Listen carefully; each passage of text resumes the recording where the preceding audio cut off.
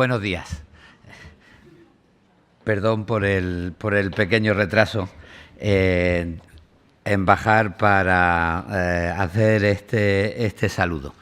La verdad es que me hace ilusión poder dar este saludo porque sé la significación y la importancia que tienen estas jornadas del Cervantes. Cómo llevan ya años convirtiéndose en un punto de encuentro interesante y porque además soy muy consciente desde que me hice cargo del Instituto Cervantes de la importancia que tienen las redes de bibliotecas y nuestra red de bibliotecas. Yo estoy muy orgulloso de la red de bibliotecas del Instituto Cervantes. Estoy muy orgulloso del trabajo que se está haciendo y cómo además en las distintas bibliotecas se está generando un trabajo inseparable de la actividad cultural. Ahora tenemos aquí precisamente una exposición sobre las publicaciones del exilio español republicano y esa exposición se basa en el fondo documental que a lo largo de los años ha ido reuniendo nuestra biblioteca en Toulouse. Estoy muy orgulloso del trabajo que se está haciendo y soy muy consciente también de las limitaciones y de los problemas que tenemos. Yo acabo de volver de Toulouse, acabo de volver de Nápoles y al hablar con los responsables de Nápoles ayer salía precisamente el tema de empezar a generar sistemáticamente un archivo audiovisual. Y yo lo veía muy interesante, primero porque se organizan muchas actividades que a lo mejor son importantes, pero hay 20, 30 personas y es una lástima que se pierdan y que no se puedan consultar en un archivo audiovisual, porque de vez en cuando me he encontrado con algún acto, con la grabación de algún acto. Veía hace poco, pues por ejemplo, un acto que se organizó en el Cervantes de París, que fue la despedida de Jorge Edwards como embajador de Chile en Francia. Y la intervención de Edward y la intervención de Mario Vargas Llosa me parecieron divertidísimas, deslumbrantes, y es una maravilla que eso esté ahí y que no se pierda. Y yo decía, pues hay que apostar por potenciar el archivo audiovisual que mantenga y conserve muchas de las actividades interesantes que hacen nuestros centros. Lo que pasa es que después me acordaba, porque también estoy muy preocupado de la situación en la que están trabajando nuestros bibliotecarios, porque una de las sensaciones que yo tengo es la impotencia a la hora de darme cuenta que un magnífico patrimonio humano ha sido la principal víctima de la crisis, con los recortes, con la pérdida de personal, la pérdida de ayuda, con muchas veces la necesidad de estar trabajando al mismo tiempo en lo de uno y en lo de otro. Y yo decía, bueno, encima estoy yo para generar más trabajo a los bibliotecarios de nuestra red, ¿no? Y bueno, la verdad que mi aspiración es ir solucionando en la medida de nuestras posibilidades las deficiencias que tenemos, ir reforzando la calidad laboral y el número de trabajadores en nuestra red y desde luego a partir de ahí pues potenciar mucho nuestro archivo audiovisual. Y me parece que es muy importante que el tema de estas jornadas esté dedicado a reflexionar sobre eso, ¿no? Sobre la importancia de lo audiovisual en los archivos y en los ámbitos de documentación. Desde hace mucho tiempo sé como escritor que las bibliotecas se han convertido en grandes centros de animación cultural.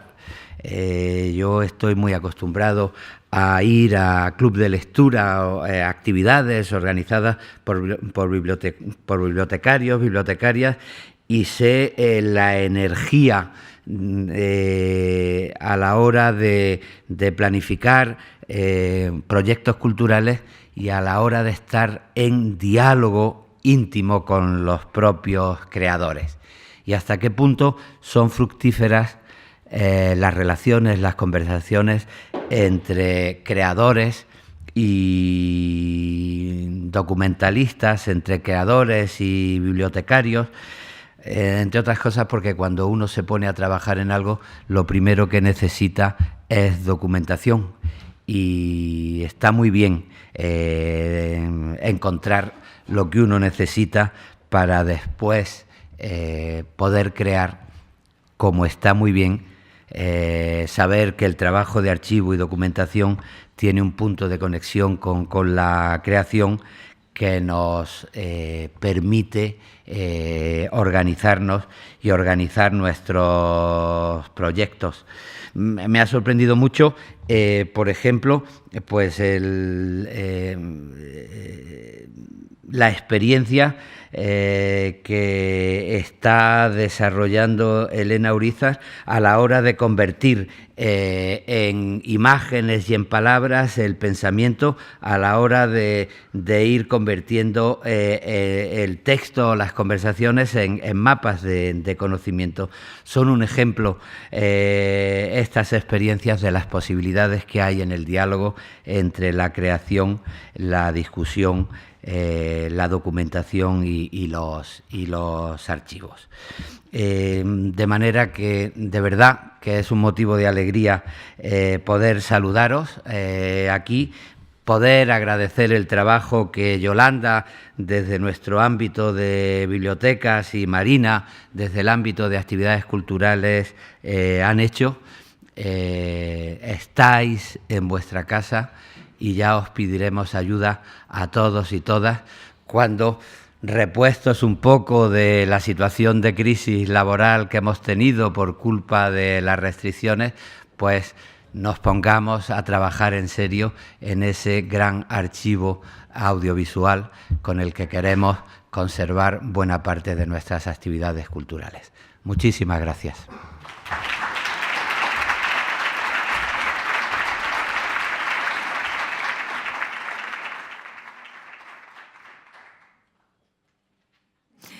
Hola a todos, bienvenidos de nuevo a esta segunda mesa de la jornada de hoy. Soy bajita y no veo muy bien con el ordenador, así que me voy a mover hacia acá. ¿Se oye bien? Vale. Soy Begoña Colmenero, de la Biblioteca del Instituto Cervantes de Roma. Voy a moderar esta segunda mesa de estas jornadas que han empezado estupendamente bien. Estoy convencida de que vamos a aprender también mucho a partir del diálogo que vamos a tener a continuación, en el que continuaremos hablando, evidentemente, de documentación audiovisual, que es el tema que nos ocupa hoy. Y hablaremos, ¿no?, cómo esta creciente producción de información que de alguna forma nos está desbordando un poco, cómo han surgido una cantidad de instituciones, o algunas ya existentes, ¿no?, bibliotecas, centros especializados, cómo se tienen que enfrentar a esta producción masiva de documentación audiovisual para poder gestionar su selección, su gestión, la conservación y la difusión. Temas de los que hemos hablado en la primera mesa, centrándonos especialmente en el cine. En esta segunda hablaremos de otros formatos también audiovisuales, no únicamente cine o películas. Y veremos también, ¿no?, cómo gestionar la mayor demanda de este tipo de información por parte de los usuarios, cómo enfrentarnos a esa demanda. Desafortunadamente se ha avanzado mucho tecnológicamente en la producción de todo este material, pero no se ha seguido a la par el desarrollo a veces de una serie de técnicas o herramientas teóricas que ayuden a gestionar toda esta documentación, ¿no? Eso hace que estas instituciones a veces se encuentren, pues, con muchos problemas, como hemos visto, ¿no?, para poder salir adelante y dar soluciones a las demandas, a las preguntas que llegan. En esta segunda mesa, llamada Conducimos, guión para la gestión de la información audiovisual, vamos a ver precisamente qué problemas surgen y qué soluciones se están dando.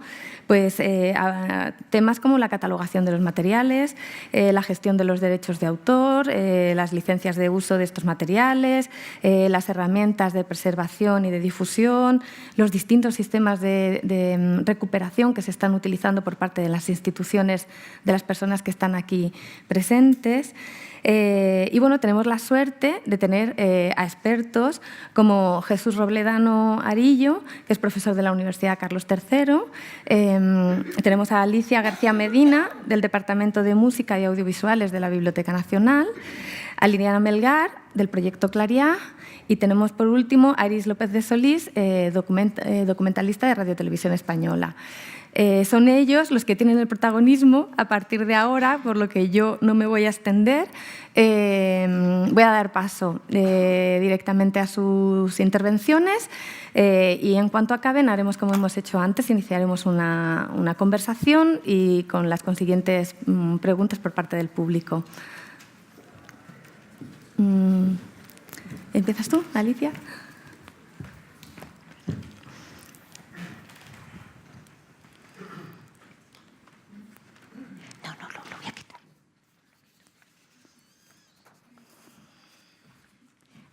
Quito el PowerPoint por problemas de derechos de autor.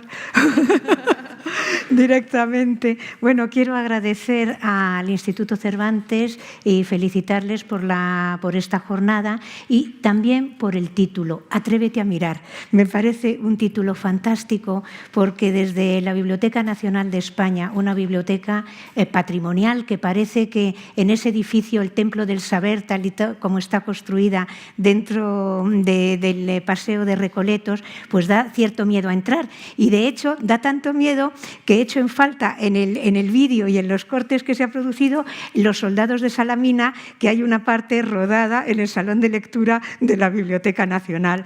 Entonces, bueno, quiero solamente hacer unas breves pinceladas de nuestro trabajo en la biblioteca. Nosotros utilizamos todo tipo, el mismo sistema de cualquier otra biblioteca y además con una mochila, como decimos ahora, con la mochila que somos cabecera del sistema bibliotecario español y parece ser que se nos mira como mucho más con lupa y que, bueno, tenemos que ser como muchos más estrictos a la hora de describir un documento.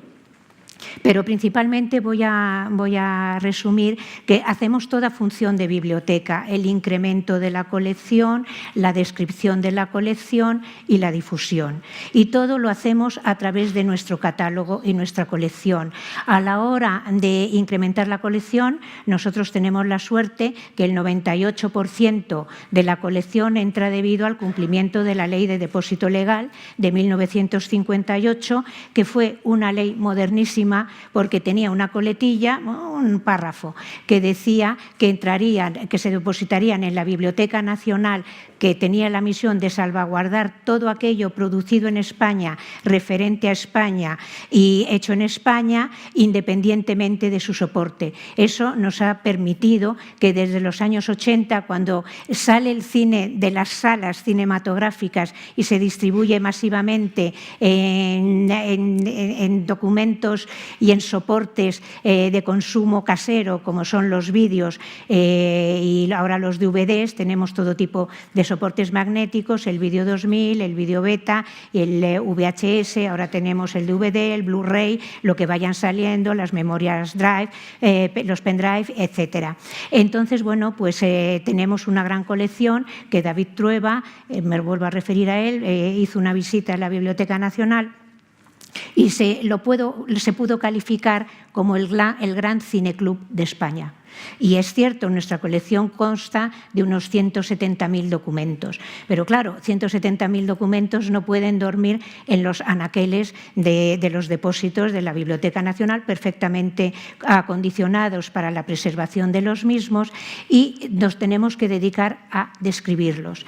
La descripción nos tenemos que atener a una normativa internacional muy estricta. Ya he dicho que éramos sistema de cabecera del sistema bibliotecario español, pero verdaderamente para animar a la gente a que se atreva a mirar, a hacer visibles los audiovisuales en una biblioteca nacional que tiene que competir con todos los tesoros bibliográficos de nuestro patrimonio, con los Beatos de Liébana, con el Cid, con las primeras ediciones de Miguel de Cervantes, con las cartas de Lope de Vega.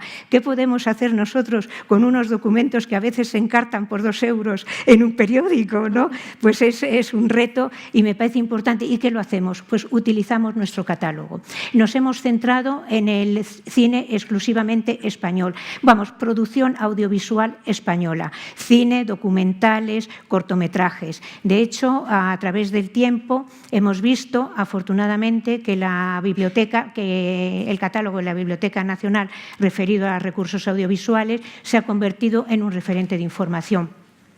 Y eso nos lo avalan datos estadísticos, porque tenemos unos ciertos trucos para solventar el tema de los derechos de propiedad, que son tremendos, o sea, eso es una locura. Entonces nosotros nos acogemos al préstamo interbibliotecario. Lo podemos hacer. Préstamo interbibliotecario es un documento muy demandado por las bibliotecas, principalmente universitarias estadounidenses, con esa relación que hay con lo español, y también a través de nuestro catálogo nos esforzamos mucho en describir y en analizar el documento. De hecho, tenemos, y ustedes lo pueden comprobar en el catálogo, que podemos ver el baile de la Chacona popular referido a Cervantes, referido también en Lope. Podemos ver las escenas del Madrid antiguo, hacemos las localizaciones. También podemos ver interpretaciones de la copla, de cómo se une, hay una transversalidad de documentos, ¿no? Y cómo la copla, que también es el gran musical del cine español, pues podemos ver, y está referido en nuestro catálogo, en 8 películas, cómo la copla, la bien paga, se repite en muchas películas, en 8 en concreto, y habrá muchas más. Entonces, todo eso lo tratamos de reflejar en nuestro catálogo. ¿Para qué? Para que se rompa la barrera, y ya termino, para que se rompa la barrera entre cine de ficción y realidad. Nuestro objetivo es que la Biblioteca Nacional y los audiovisuales, principalmente referidos al cine español, se conviertan en una obra de referencia para todo tipo de estudios, universitarios, científicos y demás. Muchas gracias.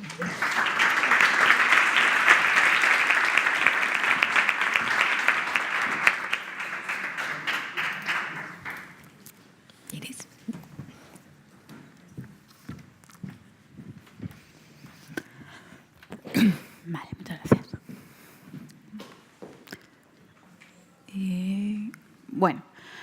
Buenos días y muchas gracias al Instituto Cervantes por la invitación.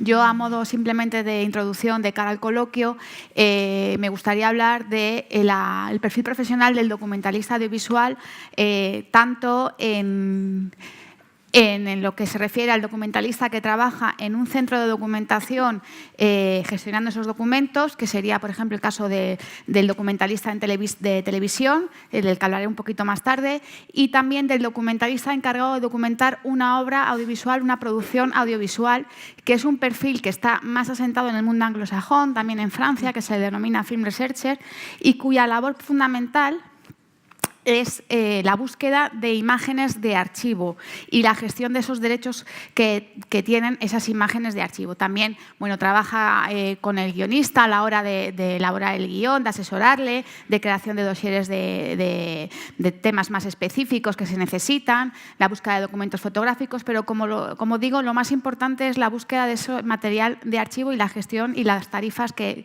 generan ese material de archivo.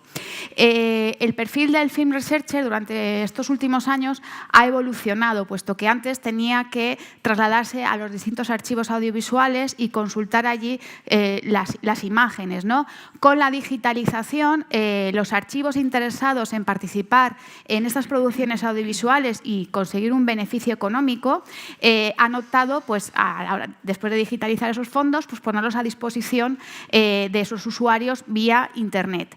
De forma que ya, por ejemplo, nos encontramos con archivos como el British Pathé, un archivo comercial pionero a la hora de digitalizar sus fondos, bueno, que ofrece múltiples servicios para estos usuarios, para los fin researchers, de forma que ya no tienen que trasladarse a cada uno de los archivos, sino que pueden trabajar desde su puesto de trabajo.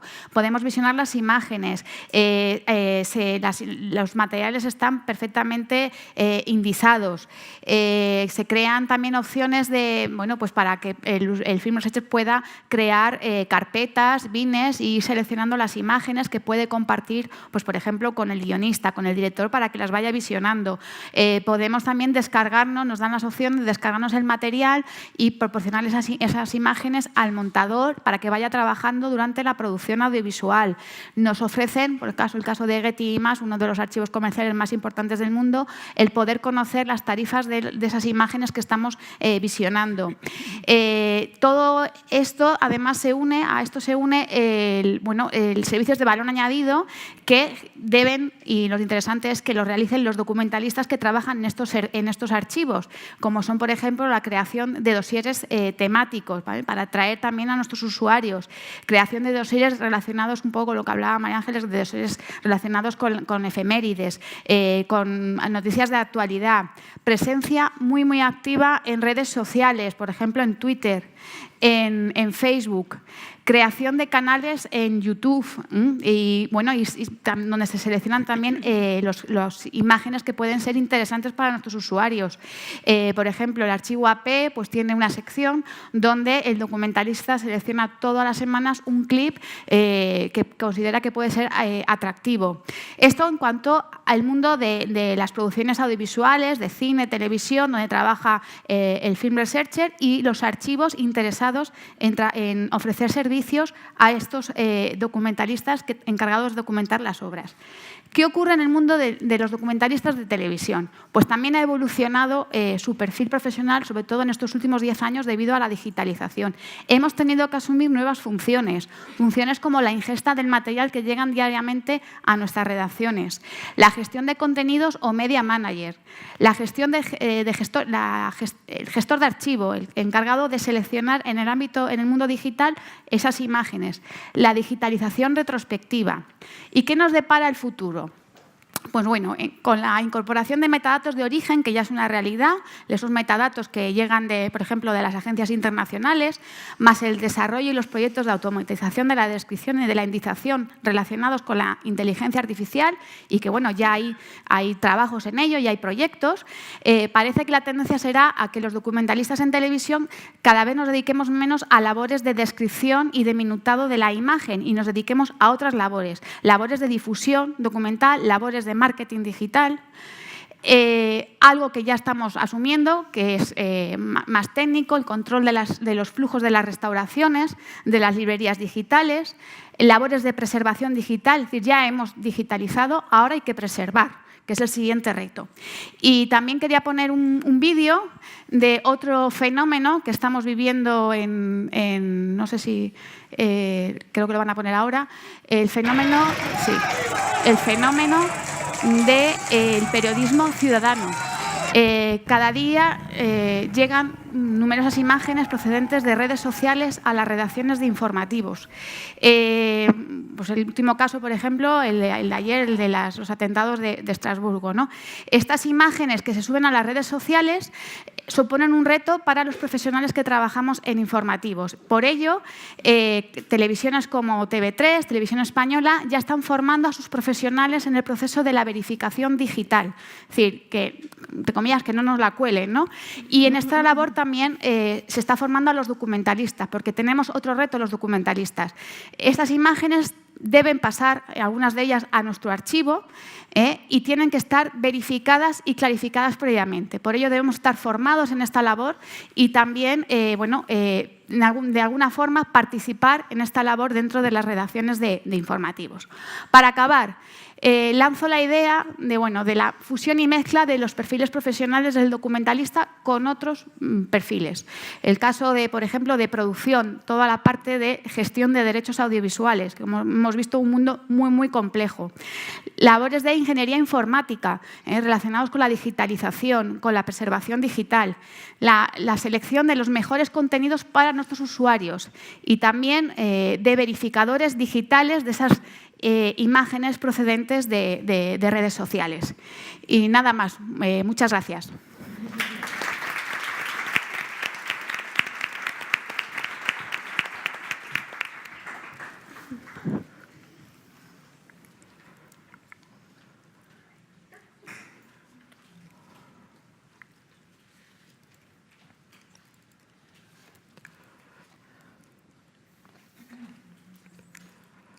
Muchas gracias. Hola, buenos días. Enhorabuena al Instituto Cervantes por la organización de este coloquio y le agradezco haberme invitado. Es realmente interesante. Mi participación se va a centrar en la preservación del patrimonio audiovisual. Me voy a centrar más en preservación digital. Creo que en el coloquio de primera hora de la mañana se ha hablado ya bastante de preservación. Nosotros vamos a insistir en preservación y creo que es significativo que más o menos se han asentado bien los problemas que tenemos con respecto al patrimonio audiovisual. La preservación de lo analógico, de lo que no es digital, y luego la preservación digital. Si las instituciones están manifestando este problema es porque en nuestro caso, en nuestro patrimonio, tenemos este problema. Si fuera un coloquio organizado sobre los pergaminos, pues a lo mejor no sería tan relevante hablar a este nivel de la preservación de los pergaminos. Tenemos pergaminos desde hace cientos de años, pero tendremos documentos audiovisuales o todos los documentos audiovisuales que es relevante conservar dentro de 500 años. Pues eso es algo que nos tenemos que plantear. Bien, voy a introducir solo 4 ideas generales de cara al debate. La primera idea es que tenemos que pensar en la preservación digital. No podemos hablar solo de la preservación de lo analógico, de lo no digital. La preservación digital tiene un impacto tremendo en la permanencia futura de ese patrimonio. ¿Por qué? Porque ya están haciendo todo en digital y porque se está digitalizando todo. Y cuando hablamos de la obsolescencia, como habéis hablado esta mañana, pues no hablamos de pasar a formatos de cinta, formatos analógicos, sino que hablamos de la digitalización. Pero es que la digitalización puede que no sea la panacea a largo plazo. La digitalización tiene unos problemas de obsolescencia pues, que pueden ser tan serios como lo analógico o lo físico-químico. Entonces, tenemos que plantearnos seriamente la preservación digital. He traído esta diapositiva de un coloquio que organizó el British Film Institute y mediaarea.net hace un mes, a finales de octubre, donde el título del coloquio era No time to wait, no hay tiempo para esperar. Es decir, tenemos que digitalizar rápidamente lo que está en serio riesgo de obsolescencia, ese formato electrónico analógico que está en serio riesgo de obsolescencia y ese formato electrónico analógico que está en serio riesgo de degradación, tenemos que digitalizarlo rápidamente, todavía que tenemos tiempo y que es funcional, pero tenemos que preservar también digitalmente. No tenemos tiempo para esperar tampoco para la preservación digital, porque tenemos mucho patrimonio en digital que tiene ya problemas de obsolescencia y problemas serios de obsolescencia. Nosotros tenemos un proyecto en la universidad, un proyecto de rescate de Media Art. Tenemos fondos desde los años 90, multimedia y analógico, vídeo analógico, que sencillamente no podemos rescatarlo o no tenemos recursos para rescatarlo. Es muy caro rescatarlo. Es decir, tenemos problemas graves de acceso a patrimonio digital de los años 90 ahora mismo en 2018.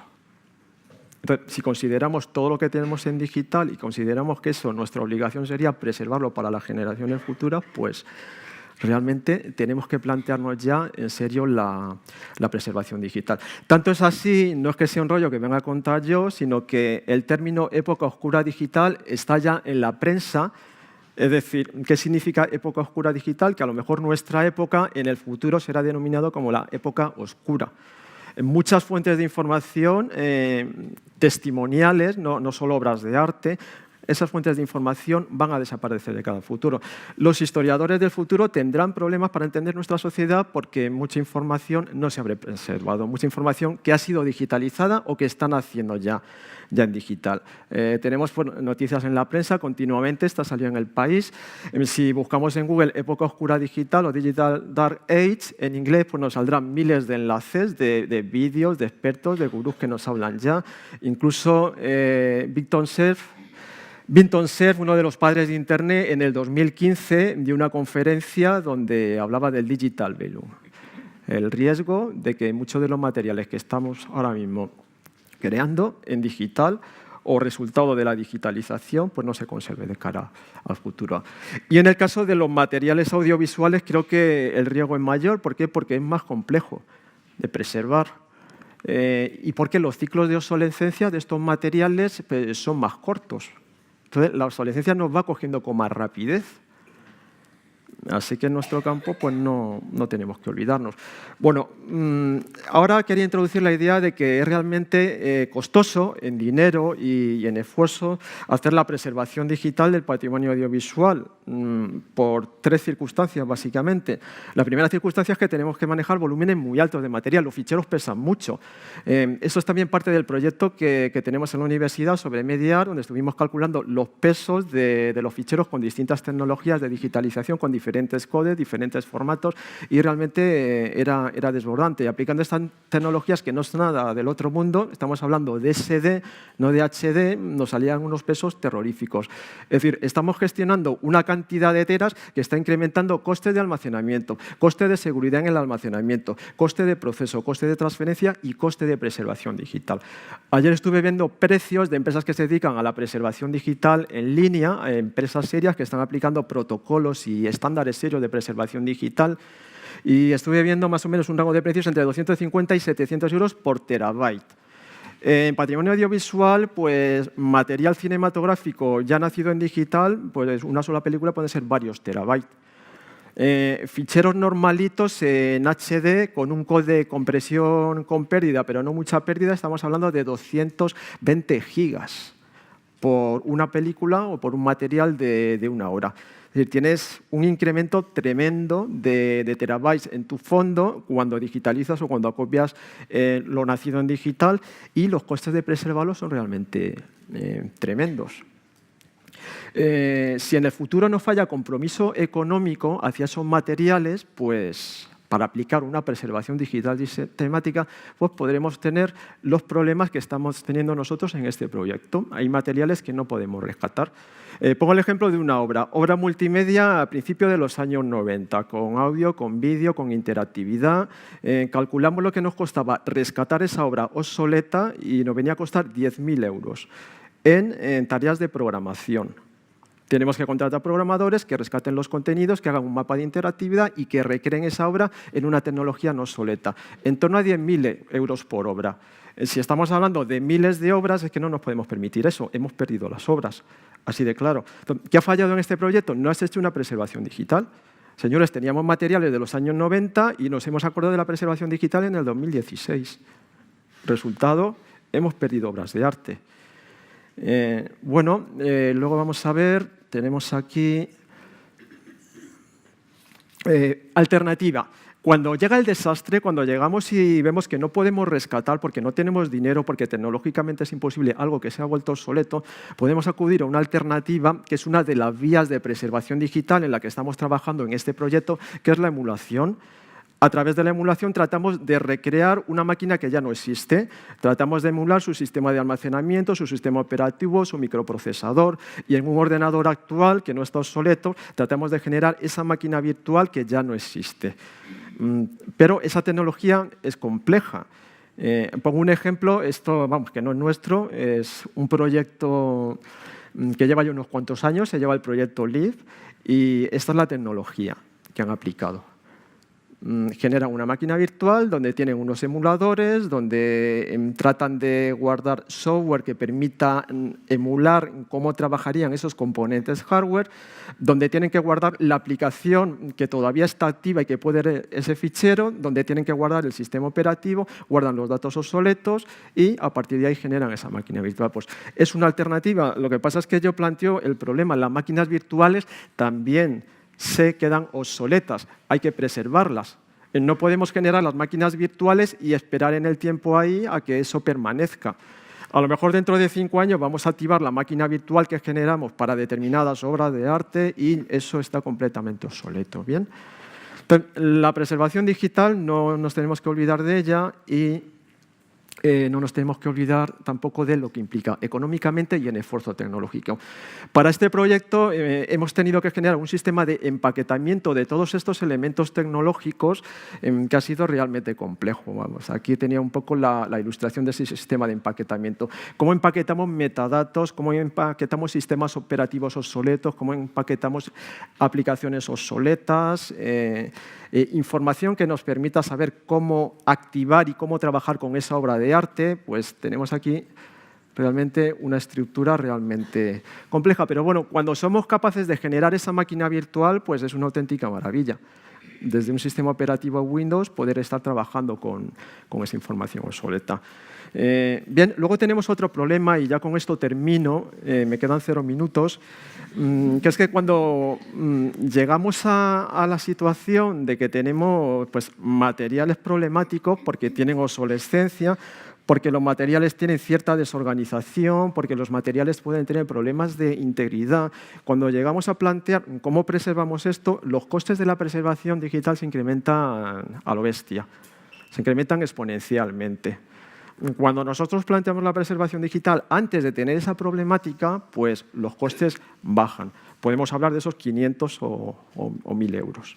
Pero cuando tenemos el desastre, los costes incrementan bastante. Muy bien, muchas gracias. Disculpas por el retraso.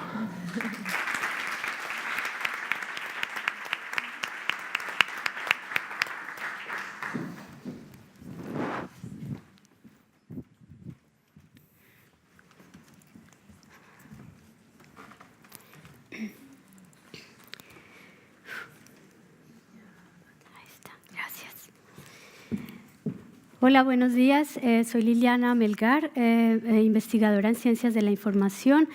Realicé mi máster y doctorado en la Universidad Carlos III, pero hace 3 años trabajo en Holanda en un proyecto llamado Claria, que es una infraestructura para las humanidades y las ciencias sociales del proyecto les voy a hablar enseguida. Muchas gracias a Yolanda y al equipo de la biblioteca por haberme invitado. El contexto del proyecto Claria es un proyecto de escala nacional financiado por la entidad que se encarga de coordinar la inversión en infraestructuras de investigación en ciencias o en humanidades y ciencias sociales. Es parte de las redes europeas Daria y Clarín, que son también proyectos de infraestructura. ¿Qué hace el proyecto Claria? Trata de facilitar el acceso a los datos que se crean en las instituciones como archivos, museos, bibliotecas, para que los investigadores puedan hacer uso de ellas. También se crean herramientas para que los investigadores puedan hacer uso de estas colecciones y se utilizan tecnologías avanzadas de reconocimiento automático, como mencionó Iris, por ejemplo, para la conversión del habla en texto. Una de las herramientas que se están creando aquí es un entorno virtual de investigación. El equipo que se encarga de la parte audiovisual, porque hay distintos equipos, unos se encargan de los formatos de texto, otros de los datos estructurados. Este equipo se encarga de la parte audiovisual, es coordinada por la profesora Julia Nordegraaf. De este equipo hago parte yo, y hay informáticos, profesionales de ciencias de la información y también investigadores en ciencias sociales y humanidades. Claria es una infraestructura distribuida, lo que quiere decir que diferentes centros en el país se encargan de la preservación de las herramientas y de los datos en el tiempo, le dan sostenibilidad a estas herramientas y datos. El centro que se encarga de la parte audiovisual es el Instituto Holandés de Sonido y Visión. Se localiza en Hilversum y es, digamos, el archivo básicamente de radio y televisión. En este instituto se almacena aproximadamente el 70% del patrimonio audiovisual holandés. El otro instituto más grande en el país es el archivo de cine, AI Film Institute. En el Instituto Holandés de Sonido y Visión se encuentran aproximadamente 2 millones de programas archivados y aproximadamente 1.500.000 horas de material. 53% de este material está digitalizado. Lo que intentamos en Claria, en el equipo que les hablé de tratamiento audiovisual, es crear un entorno en el que estos materiales, no solo del Archivo Holandés de Sonido y Visión, pero de otros archivos en el país, se pueda acceder para uso investigativo. Como saben, hay muchas restricciones de derechos de autor y otro tipo de restricciones, por lo cual creamos una herramienta que se llama la Media Suite, que facilita la autenticación para que los investigadores puedan hacer uso de las colecciones. En este momento damos acceso a 9 colecciones, son la colección entera de Belden-Geluid, 3 colecciones del Instituto de Cine, la colección de archivos de prensa, de artículos de prensa de la Biblioteca Nacional, entre otras, por ejemplo, colecciones de historia oral. Ahora lo que realizo yo en ese proyecto es el análisis de las necesidades de los usuarios. Como el proyecto está enfocado a que se haga uso de estos materiales para la investigación, mi rol consiste en analizar cuáles son esos requerimientos y traducirlos de manera que los informáticos puedan construir las herramientas de acuerdo a sus necesidades. Para esto hemos creado un proyecto de becas, un programa de becas para investigadores en el que 6 proyectos fueron financiados para que realizaran investigación con las herramientas y las colecciones. Pueden ver ejemplos aquí de los proyectos que se hicieron el año pasado. Y ese era como el tema que quería proponer para el coloquio, cómo analizar las necesidades de los investigadores, porque estamos muy enfocados también en la parte del rol del archivo, en preservar, en catalogar, en dar acceso, pero conocemos bien las necesidades de los investigadores, cuál va a ser el uso que se le va a dar a este material. Ese sería el tema que propondría también para más tarde discutir.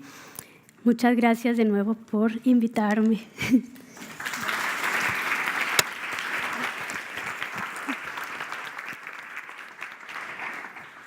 Bueno, gracias Liliana, entre otras cosas porque has lanzado ya un tema con el que podríamos empezar, si os parece bien, porque evidentemente, como has comentado, es importantísimo hacer una buena selección, ¿no? Por supuesto preservar, porque si el material no está ahí no se va a poder acceder en el futuro, pero también hace falta pensar en las personas que necesitan acceder a ese material, ¿no? Cómo se resuelve el problema del acceso a ese material, ¿no?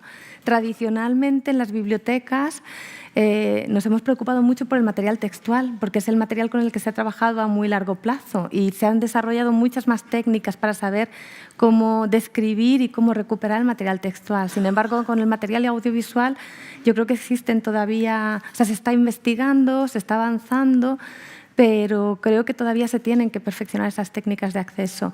¿Cómo intentáis resolver ese problema vosotros? Sí, pues, y a continuación. Como comentaba Alicia, una de las dificultades es que el trabajo de descripción se realizaba o se realiza todavía de manera manual y eso pues limita el acceso a los contenidos audiovisuales que se solían llamar el medio ciego, blind medium, porque es muy difícil saber quién habló aquí, qué imagen apareció aquí. Es time-based media, es muy difícil de describir minuto a minuto lo que va pasando. Como Iris mencionó, pues ya hay técnicas de automatización que permiten mejorar este acceso. Entonces creo que conocíamos bien o relativamente bien cómo facilitar el uso cuando las descripciones se hacían de manera manual, pero todavía es un poco desconocido qué servicios crear ahora que estas técnicas automáticas están facilitando otras formas. Por ejemplo, con el reconocimiento automático del habla, se generan una cantidad enorme de transcripciones que son, digamos, no 100% buenas, porque son automáticas. Entonces, cuando se busca usando estos términos, puede haber muchos errores, ¿no? Omisiones. y los investigadores a veces interpretan los resultados de cierta manera, pero sin entender que había un error, por ejemplo, en la identificación de un término. Entonces ya hay nuevos retos para nosotros como documentalistas en entender cómo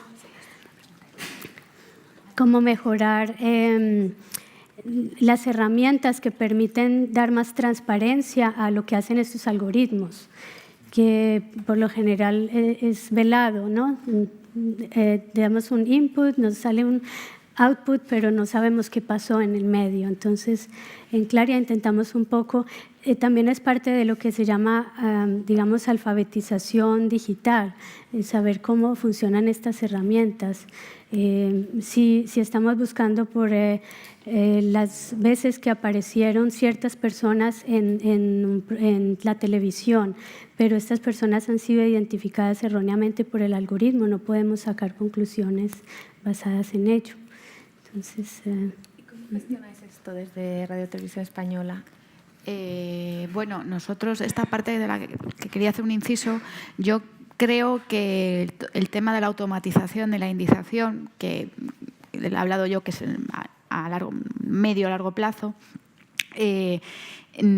hablabas de los errores. Aquí hay algo importante y es que no se puede dejar ahora mismo o pensar que va a ser la máquina solamente, ¿no? Es verdad que están estos procesos de automatización, de descripción de imágenes, pero de speech to text, pero es necesario luego un control y una verificación por parte del documentalista, de comprobar que esos datos, para que no se queden esos errores ahí, ¿no? Y yo creo que esa es una labor que tendremos que asumir también los documentalistas en el futuro, ¿no? El tratar menos la documentación a nivel manual, pero tendremos que estar ahí para comprobar que esos errores no permanecen, detectarlos y corregirlos, ¿no? Una labor de chequeo, de verificación. En el caso de Televisión Española, nosotros, bueno, hay proyectos de investigación sobre estos temas, pero no lo tenemos implementado. Sí que tenemos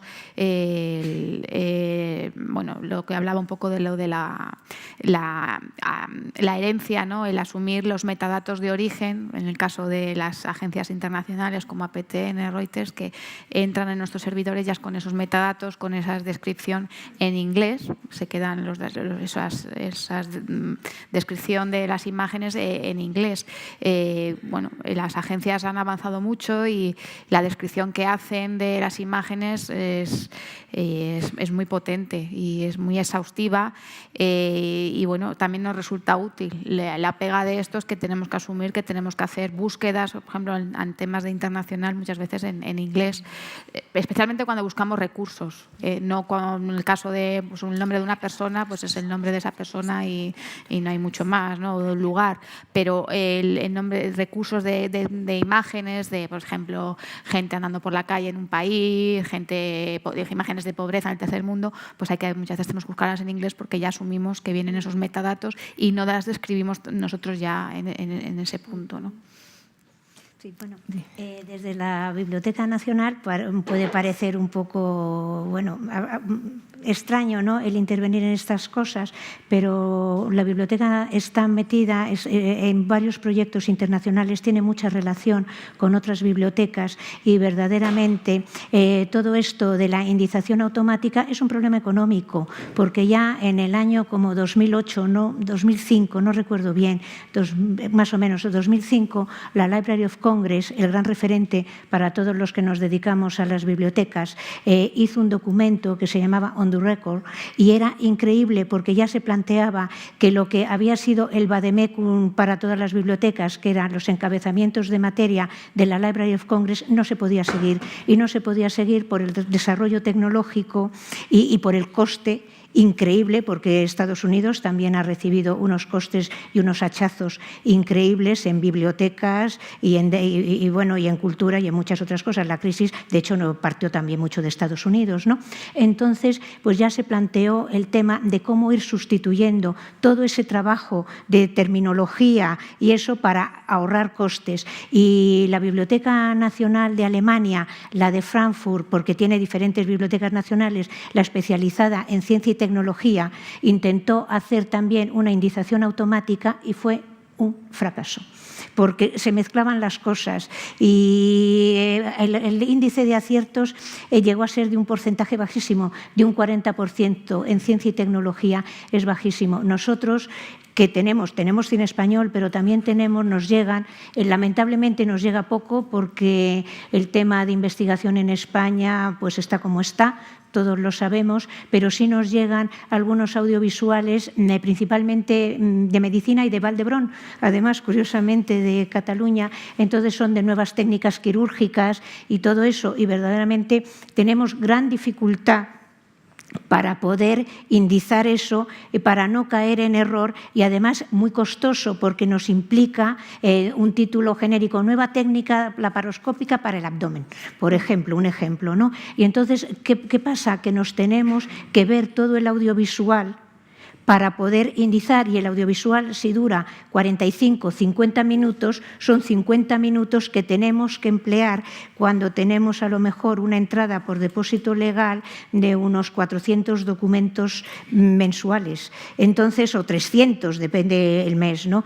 Entonces, pues lógicamente ese es el gran problema, se tratan de buscar herramientas, pero yo creo, mi opinión es que hoy por hoy todavía está como muy verde, aparte de todo. Luego está otro tema, otro aspecto económico muy importante, la venta de programas que luego que son costosísimos, que además te hacen totalmente depender de ellos, porque luego vienen las actualizaciones, las revisiones, las no sé qué, las no sé cuántos, y entonces todo eso te hace ser esclavo de un programa y con un cierto grado de éxito, ¿no? Entonces yo creo que como siempre hay grandes empresas que se están aprovechando de la crisis y de la falta de recursos, que eso también sería un tema muy importante para hablar, que lo ha dicho el director de Cervantes, la falta de recursos, y es un tema que me parece muy candente, cómo caemos en una vorágine pues, de preservación de empresas, de un montón de aspectos que yo creo que nos esclavizan y nos hacen perder también mucho dinero. O sea que hay que meditar muy mucho antes de lanzarnos a las maravillas que generalmente nos venden, ¿no? Porque a todos nos los venden. Claro, sobre todo cuando no hay la garantía de que utilizar esas herramientas vayan a asegurar el uso por un periodo de tiempo la biblioteca largo, alemana, ¿no? lo hizo con personal, con informáticos suyos, porque no estaba dispuesta, los alemanes son como son, y entonces, no estaba dispuesta, no, hombre, son muy técnicos y muy metódicos, ¿no? Entonces tampoco estaba dispuesta, quería emplear sus recursos. Y lo hizo con sus recursos. Y siguen dándole vueltas, tratando justo para evitar, primero con muy buen criterio además, porque dice voy a potenciar lo que aquí nos falta, el I+D+I. Entonces vamos a tratar de hacer programas de convenios con universidades, etcétera, etcétera, para poder desarrollar esto, ¿no? Que sería, que luego incluso, yo creo que nos falta visión de futuro, ¿no? Que lo podríamos vender a infinidad de instituciones, o mismamente nosotros mismos con la infinidad de bibliotecas y de todo, y de potenciar, pues desde, yo digo lo médico, porque es lo más así actual, digo bioquímica o cualquier cosa, ¿no? Entonces, pues para los hospitales y para infinidad de cosas. Yo creo que también nos da como miedo, ¿no? A nosotros implementar ese tipo de programas para poder hacer esos análisis, ¿no? O me parece que de aquí, si surgieran empresas y eso, que pudieran plantearse, o universidades en proyectos de investigación, me parecería como muy interesante, ¿no? Este tipo de cosas. Yo veo en este campo que habéis hablado de speech to text, lo veo complicado que sea la panacea para el audiovisual. Siempre va a hacer falta organización de conocimiento y representación de conocimiento profesional en el audiovisual. Tenemos que tener en cuenta ya no los errores de reconocimiento, sino que a veces el discurso en el audiovisual es muy limitado y el discurso no conlleva el tema, no aparece de forma explícita el tema, sino implícita. Entonces, que a partir de un sistema speech to text se puedan explicitar esos temas, lo veo muy complicado. Y la prueba es que muchas televisiones tienen sistemas de gestión de contenidos audiovisuales con el speech to text y siguen haciendo análisis manual y siguen creando tesauros, y tesauros bastante potentes. Yo, por la experiencia que tengo viendo lo que hacen en el Centro de Documentación Audiovisual, ahora mismo en televisiones, no lo veo futuro. ni panacea. No estamos en documento literario, no estamos en documento científico textual, estamos en un documento que su forma de expresión, parte de su forma de expresión fundamental es la imagen, y transferir eso a palabras es bastante complicado. Luego, que a través de técnicas intrínsecas, técnicas que trabajan, esas técnicas que se denominan QBIC, que trabajan reconociendo los píxeles de las imágenes, pues a nivel icónico puede llegar a funcionar en determinados casos. En casos donde el icono está muy normalizado, como pueden ser las caras humanas. Este sistema de reconocimiento de caras y de asignación de una cara, vamos, de los píxeles de una cara a un concepto, también lo tienen muchos sistemas de gestión de televisiones. Pero más allá de iconos que se puedan normalizar mucho y con los cuales la máquina puede trabajar bien, no veo que ahora mismo, en el estado tecnológico actual, podamos sustituir al análisis documental humano y a la organización y representación de conocimiento humano. No, ahora mismo no lo veo. Sí, Iris. Perdona, bueno, Liliana. ¿Sí? Sí, adelante, Liliana. Bueno, hay dos cosas ahí. Una es que hay una percepción negativa también de la automatización a nivel de las instituciones. O sea, se cree que, bueno, ya hay un sistema automático de indización, echemos a todos los documentalistas. Ese es el peligro, y de hecho allí en el archivo audiovisual de televisión ha pasado. El número de documentalistas ha decrecido en los últimos años, desde 2015 en picada. Pero hay otro ángulo del asunto, y es que hay cómo se involucran a los usuarios precisamente en la curación de esos datos. Entonces, sabemos que hay error, siempre va a haber error, y así no haya error, la identificación de temas, por ejemplo, puede que sean temas que ha identificado una persona con una cierta pregunta de investigación, pero otra persona tenía otra pregunta de investigación, y estos temas nunca van a ser los mismos. Entonces, una solución que se ha pensado en este proyecto Claria y anteriormente en el archivo es démosle el poder a los usuarios para que ellos mismos organicen esta información. Entonces, se descentralizan las herramientas. El catálogo ya no es un catálogo, sino, por ejemplo, un sistema de etiquetado social. Entonces, sí, hay peligros en creer que la automatización lo resuelve todo. Tenemos que ser conscientes, la automatización no lo resuelve todo, pero hay soluciones que traen oportunidades. Sí, eso es el social tagging que están implementando algunas bibliotecas como la Library of Congress en Google, en redes sociales. Fondos sin identificar los publican para que los usuarios o personas que se conectan ahí dicen, bueno, puedo ofrecer algo, puedo identificar algo, identifiquen. Pero como muy bien decía Liliana, siempre necesitas un profesional detrás revisando y garantizando. Y eso a lo mejor en el sector cultural para determinadas colecciones puede ser una solución que te ahorre costes en identificar. Pero en un sector privado, en un sector televisión o radiodifusión, lo veo que el social tagging no tiene mucho futuro, como para sacar las castañas del fuego a los documentalistas o como para justificar una reducción de personal documentalista. Y el hecho de que los usuarios también puedan etiquetar, ¿no?, e intervenir en este proceso, no sé si facilita, desde vuestra experiencia, ¿no?, la recuperación posterior, al enriquecerse mucho más, ¿se facilita o al revés? Hay de repente muchas más términos que... En el caso de televisión, esto nos está haciendo, como decía Jesús o Liliana, se hace a veces, en algunos archivos lo hacen para materiales que, por ejemplo, han localizado, no conocen quién aparece en la imagen y proponen. Es una forma también de atraer al usuario, ¿no?, de que participe del fondo y que lo haga también suyo, ¿no?, el poder describir o añadir información a esas imágenes que se ponen en Internet. Pero ahora mismo nosotros eso no, en las televisiones que yo conozco, esto no se está realizando. Quizá en canales de YouTube también puede el usuario poner información, ¿no?, y añadir comentarios, pero no se está haciendo. Lo que tú comentabas de la reducción de personal, bueno, esto es algo que hemos vivido aquí también estos últimos años, no tenía nada que ver con la indización, ¿no?, ha sido por otros motivos. O sea, que la indización automática no va a suponer, creo que ha pasado avanzado y no por eso, ¿no? Yo el tema de la indemnización automática no lo veo ahora, pero es cierto que hay proyectos y hay empresas que están trabajando en esto. Creo que va a desarrollarse y que en un futuro, no sé cuánto tiempo, no me atrevo a poner unos años, ¿no? Lo vamos a ver, ¿no? Nos guste o no. Y creo que en este punto yo no creo que debamos pensar que vamos a perder el trabajo, ¿no?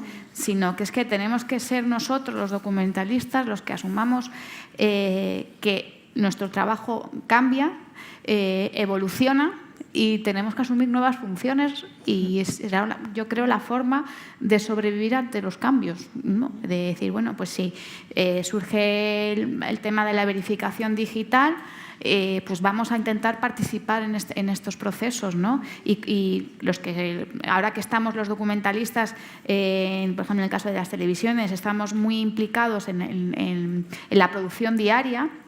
Bueno, pues intentemos también asumir esas funciones o participar en este tipo de proyectos para no desaparecer, ¿no? Y en el caso también de la indemnización automática, aunque esté implementado, sí que veo que en el futuro tendremos que estar ahí para verificar, o sea, dejarlo todo en manos de las máquinas y los algoritmos y demás, yo no lo veo, ¿no? Habrá que estar ahí para poder corregir los errores.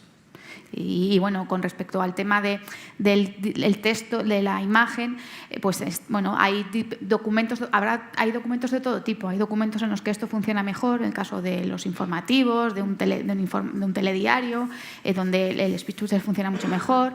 Hay un problema también, que la menciona un poco Jesús también, que bueno, que también se está trabajando en ello, que es el tema de las emociones, ¿no? De los sentimientos a la hora de que una persona hable, ¿no? Pues todo esto también se está desarrollando.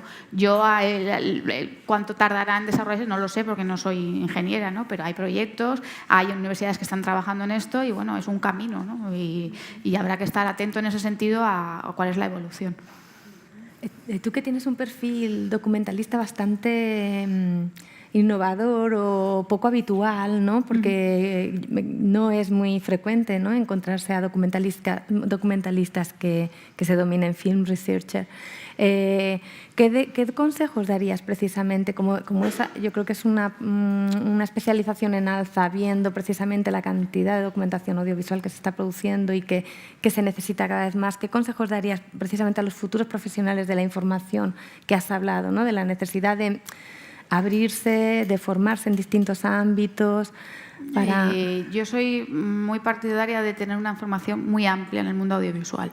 Es decir, el documentalista que trabaja en audiovisuales, en producciones audiovisuales, tiene que tener conocimientos de realización, tiene que tener conocimientos de propiedad audiovisual, de derechos audiovisuales, porque los que hemos trabajado en cine y en producciones audiovisuales, esto es algo permanente, ¿no? Y el tener que bueno, conocer cómo funciona el tema de los derechos a terceros, los derechos musicales también, de todos los derechos que aparecen en las imágenes que tenemos.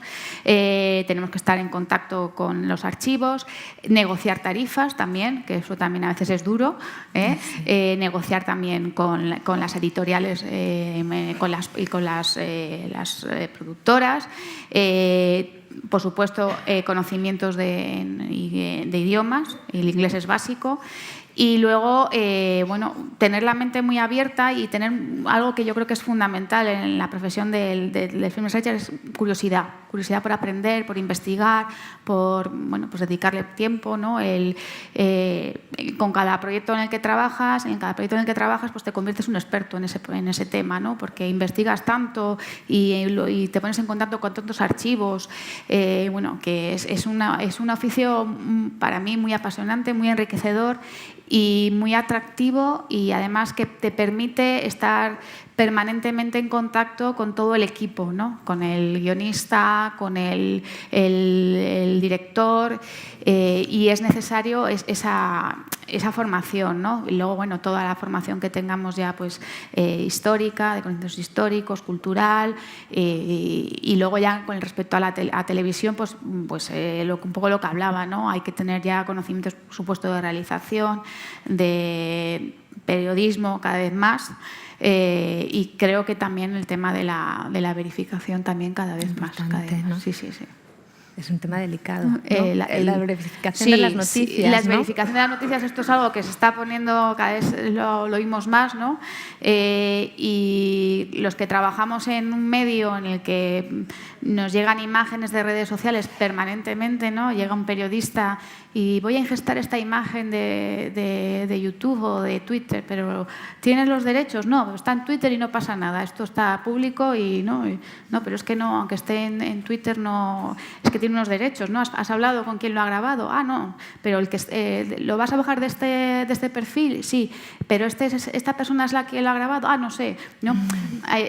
Creo que estamos ahí y que hay que formarse, ¿no? Y en esto también, pues es lo que digo, ¿no? Están las televisiones también ya formando a sus profesionales, ¿no? A los periodistas, a los realizadores, productores, documentalistas, todos los que trabajamos en una redacción en televisión, porque esto ya es el pan nuestro de cada día, ¿no? El tema de redes sociales, ¿no? Cuando hay una noticia de última hora, nos llegan estas imágenes y luego vienen, cuando no se realizan las cosas bien, vienen los problemas, ¿no? Entonces también tenemos que estar ya pendientes de este tema, que cada vez llegan más y más y más.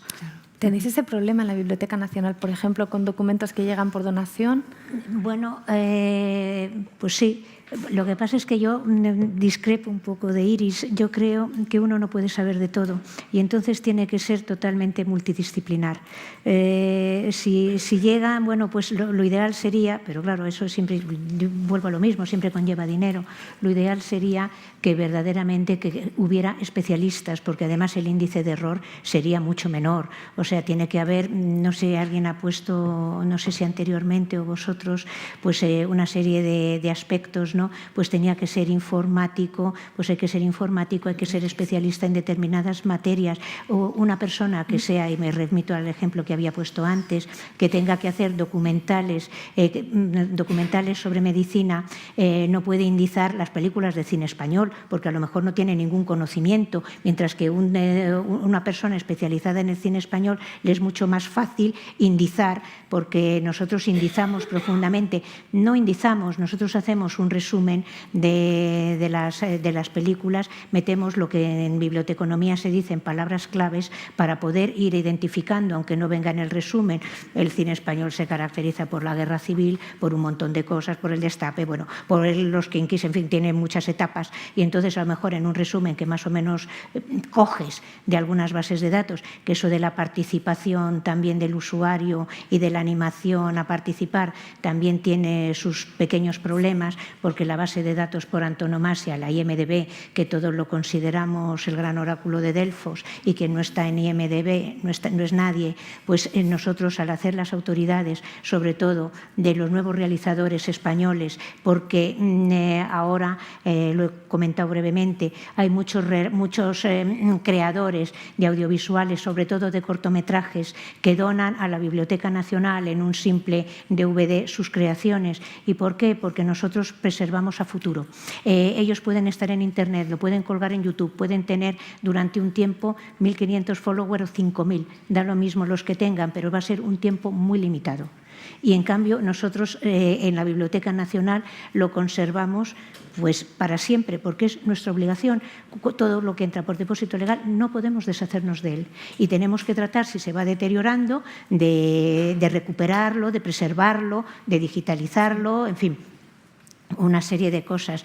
Entonces, pues verdaderamente la Biblioteca Nacional a la hora de indizar, además es que se ve claramente, o sea, si hacemos estadísticamente los datos, todo aquello que está perfectamente indizado se pide y aquello que no está bien descrito y que está muy brevemente, pues no se pide, porque decimos, sí, los metadatos, ahora parece que es la palabra mágica, ¿no? Los metadatos, el catálogo los catálogos de la biblioteca sean metadatos, y de hecho cuando uno digitaliza hay dos tipos de metadatos, los técnicos y los del catálogo. Parece que estamos inventando aquí la palabra metadatos, ¿no? Pues no, es el metadato de siempre, son las características de siempre que hemos hecho todos los bibliotecarios, ¿no?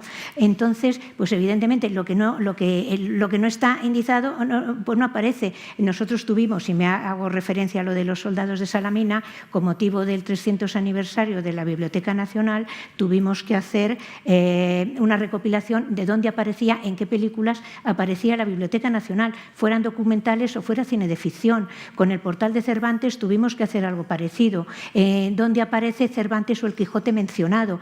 Y bueno, la casuística fue increíble. Tuvimos una persona dedicada a eso, que además en eso de la difusión se presentó en una jornada que nosotros nos adherimos a la celebración de la jornada de audiovisual del 25 de octubre de la UNESCO, del patrimonio, de poner en valor el patrimonio audiovisual, pues presentamos, y además sí que lo quiero decir, en esa apertura también de la Nacional trabajamos mucho con las universidades, con los practicum de los grados y con los practicum de los máster de audiovisuales. Trabajan mucho estos alumnos que vienen en prácticas, que yo se lo agradezco muchísimo porque tienen tiempo, entre otras cosas, porque nosotros no tenemos tiempo y ellos tienen tiempo, ¿no?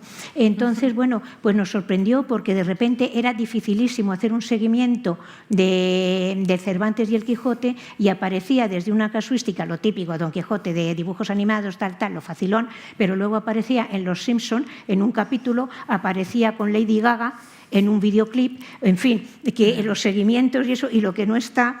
pues lo que no está descrito, pues no aparece. Y entonces, pues por eso, hombre, el documentalista, yo creo, y además yo creo que ya se ha cambiado la barrera bibliotecario-documentalista. Eso era casi de tema de oposición, ¿no? Pero ahora ya no es verdad, ahora ya ha cambiado mucho. No sé, pero bueno, no, es cierto, porque te lo da el contacto con el usuario. Nosotros la ventaja que tiene la Biblioteca Nacional es que tenemos contacto con el usuario.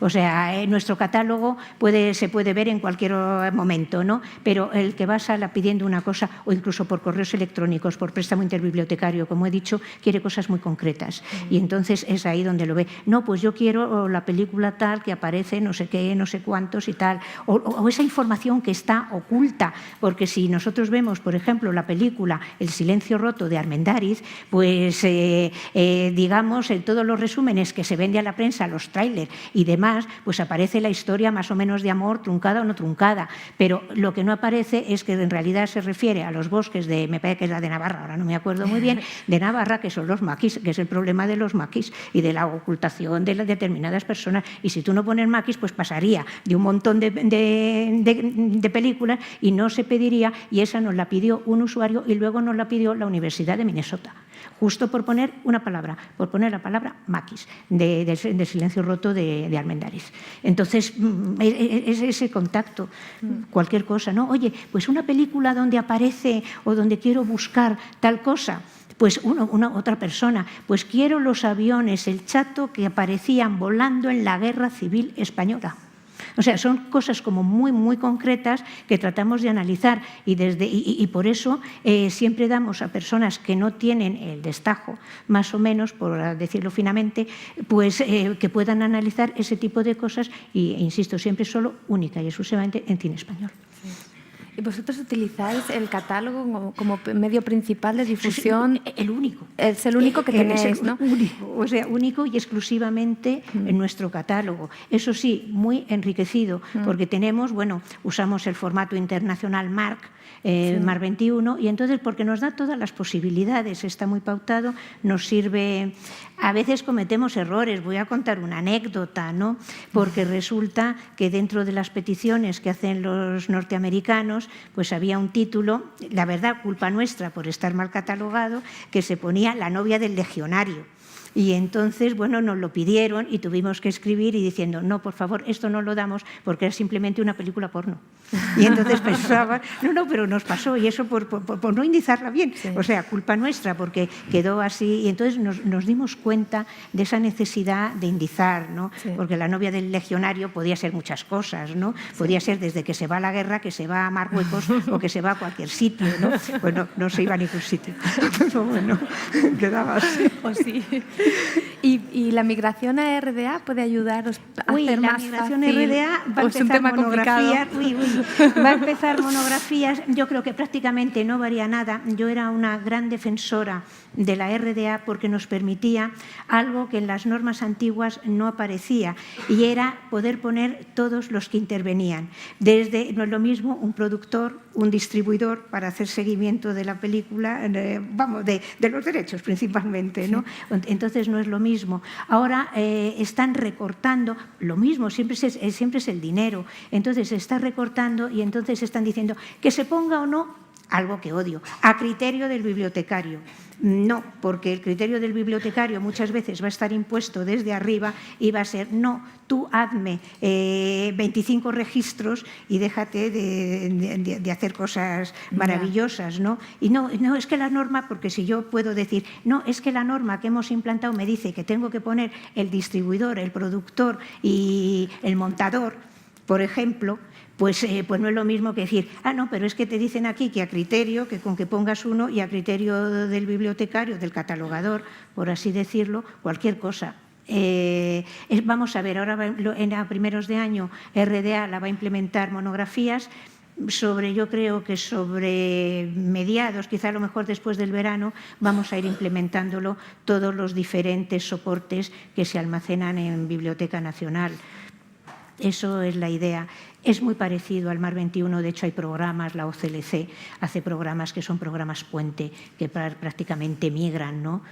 Todo sí se está preparando mucho, algunas notas, en fin, eso ya es muy técnico y yo creo que puedo aburrir a la audiencia, ¿no? Una pregunta, Alicia, que me ha llamado la atención. Haces una descripción casi de centro de documentación muy específica. ¿Qué lenguaje documental utilizáis? El lenguaje documental utilizamos dos tipos de lenguajes documentales. Utilizamos es puro marc, no me invento nada. Entonces, para las notas usamos texto libre que lenguaje libre relativamente, pues que por ejemplo, si queremos datar una película del ejemplo de la Guerra Civil, pues ponemos a lo mejor, ponemos varias indicaciones, podemos poner 1936, 1939, Guerra Civil, España, Navarra, maquis, libertarias, anarquismo. Vamos cambiando las frases para que se puedan ir recuperando por diferentes. ¿Por qué? Porque hay una norma en biblioteconomía que las películas de ficción no llevan materia. Llevan género, que es lo que hemos implantado, pero no llevan materia. Entonces, en ese resumen de lenguaje libre, entre comillas, pues podemos ir metiendo eso. Un lenguaje muy controlado es el de autoridades, que son todos aquellos los que intervienen. Y además ahora, preparándolo para el cambio a la RDA, nos obligan, y me parece lógico que se ponga la función. ¿Por qué? Porque la función uno puede ser director, guionista, actor. Clint Eastwood. Clint Eastwood ya no es solo actor, es director, realizador, productor, es de todo, ¿no? Vamos poniendo las diferentes funciones para algo que también habría que discutir aquí entre todos, el famoso Big Data, que ese es otro tema, los Big Data. Entonces, lo dejo a debate, los Big Data. Descripción libre con descripción normalizada, ¿no? Sí, a través del listado de encabezamiento de materias de la efectivamente. ¿Y alimentáis con el listado de encabezamiento de materias con los descriptores libres? Como nosotros hacemos solo los encabezamientos de materia, por eso decía que siempre hacemos un resumen, incluso en los documentales científicos, porque ¿qué podemos poner? Nosotros no somos especialistas, la Biblioteca Nacional cuenta con lo que tiene. Y entonces vuelvo al ejemplo de una operación de abdomen por técnica laparoscopia que se emplea un nombre para mí que no conozco y que palabra nueva. claro, y eso la metemos en el resumen. ¿Iría al listado de encabezamientos de materias? No, iría solo a lo mejor la operación laparoscópica y luego el instrumento, la técnica, iría al resumen, para que se pueda, porque tenemos en nuestro OPAC, que es lo abierto al catálogo, general. Esa cosa que es un cajón desastre que puede dar mucho ruido, pero también da mucha información, ¿no? Entonces ponemos el aparato me lo estoy inventando, el M732 tal, utilizado en tal sitio, pues entonces se puede recuperar. Es que una cosa que me llama la atención, viendo ejemplos, visitando centros de documentación audiovisual, es que son islas. No se comunican entre sí. Televisión Española tiene un tesauro magnífico, te vas a una productora, tiene un tesauro magnífico, tiene sus reglas magníficas y no se comunican entre sí. Entonces, si habría alguna forma de unificar esfuerzos en lo que es representación documental, lenguajes documentales. Pues eso yo creo que es, digamos, el gran reto español. Porque, por ejemplo, nosotros, que es por proximidad, podíamos trabajar con Filmoteca y estamos 3 años tratando de hacer un convenio con Filmoteca Española. ¿Por qué? Para enriquecer también nuestros propios documentos, ¿no? Porque nosotros tenemos películas que nota tiene Filmoteca con toda seguridad, porque no se depositaron nunca, porque estamos haciendo en adquisiciones la compra del patrimonio español fuera de España, principalmente el perdido tras el exilio de la Guerra Civil, para hacer también lo que se llama transversalidad de documentos, porque nosotros, un aspecto muy importante del cine son los compositores. Tenemos un ejemplo que lo menciono siempre, que es un músico de los años 20, Julián Bautista, que pertenecía pues a la Institución Libre de Enseñanza, en fin, etcétera, etcétera. La Biblioteca Nacional compró todo el archivo de partituras manuscritas que él mismo ponía en manuscrito, banda sonora de película. 35 títulos. Hemos podido, a través de Argentina, de la Filmoteca de Argentina, comprar esas películas y podemos enlazar, o sea, esta vez un impreso nos ha permitido llegar a un conocimiento de la película. Y no solo, sino eso que también decía en la breve presentación, de que el cine de ficción se convierta en un documento de referencia, es importante, porque en una de ellas, es un título totalmente, ahora que también está de moda, de salas de juego, Bacará, se llama la película, pero tenemos en el arranque de la película, no hay ninguna imagen icónica del director, tenemos a Julián Bautista dirigiendo la Filarmónica de Buenos Aires. Arranca en un teatro, una muy bonita escena además, arranca dirigiendo la Filarmónica de Buenos Aires, que para los musicólogos enloquecen cuando lo ven, y entonces eso se refleja en el catálogo en una nota general, minuto 0,50, del minuto 0,50 al minuto 0,81, por ejemplo, Julián Bautista dirigiendo la Filarmónica de Buenos Aires. Sí, eso es lo que hacemos. entonces que veo un poco que el gran reto que tenemos es aunar esfuerzos. No reinventar continuamente la rueda. Estamos reinventando tesauros para audiovisual N veces, tantas como centros tenemos, sino tratar de aglutinar esfuerzos en ese sentido. Hombre, yo sé que las televisiones, las radios compiten entre sí por la audiencia y que puede ser algo competitivo, pero a nivel cultural también creo que podemos estar reinventando la rueda. Entonces, si podemos compartir a ese nivel un poquito más esfuerzos en crear lenguajes suficientemente potentes como para que los puedan utilizar otras instituciones o empresas privadas, quizás. Es algo que también quería introducir para la preservación digital.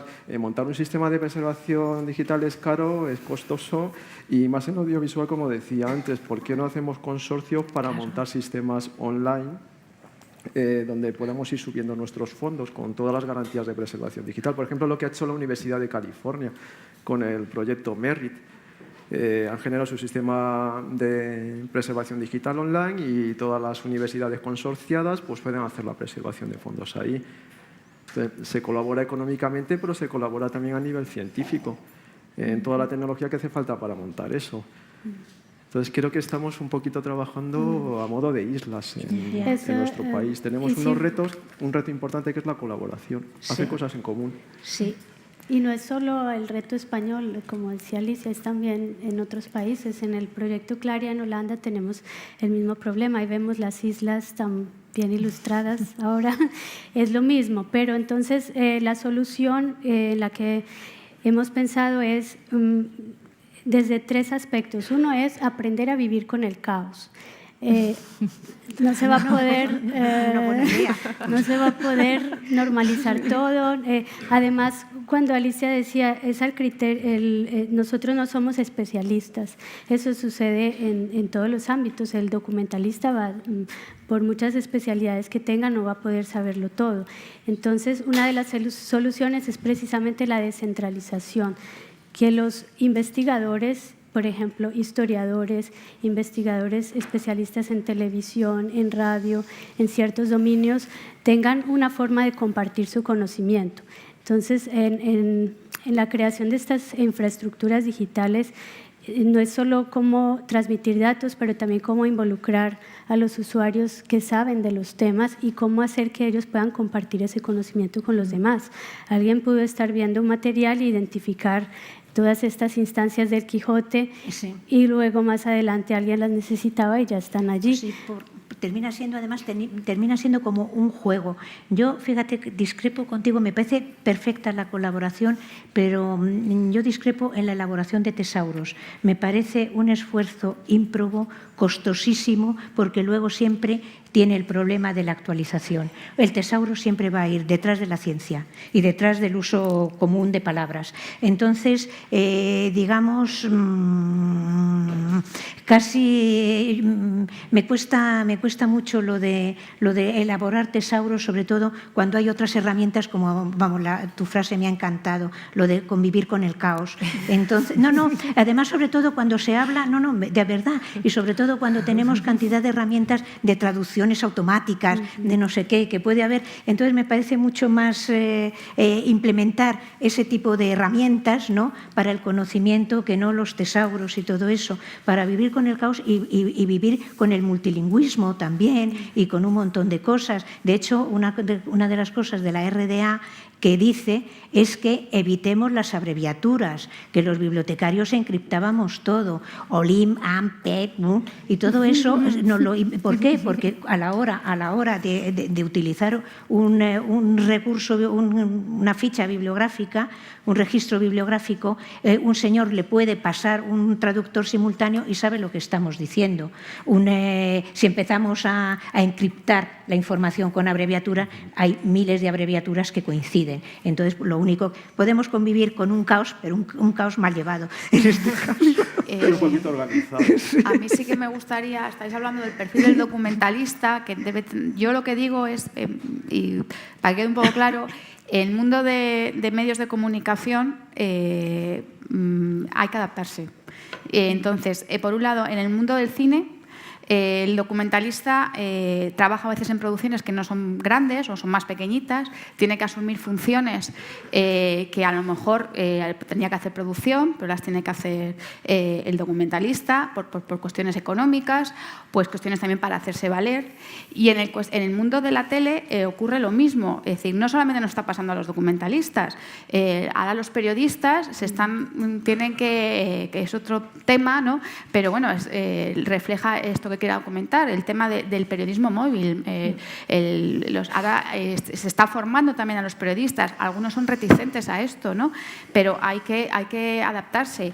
No digo que haya que ser especialistas en todo, lo que sí que digo es que cuanto más conocimiento tengas de determinados temas, mejor te podrás hacer valer en medios de comunicación, porque en medios de comunicación lo hemos visto, temas de ERES, temas de reducción de plantilla, y hay que, si tú dejas de hacer una función, es conveniente que empieces a hacer otra.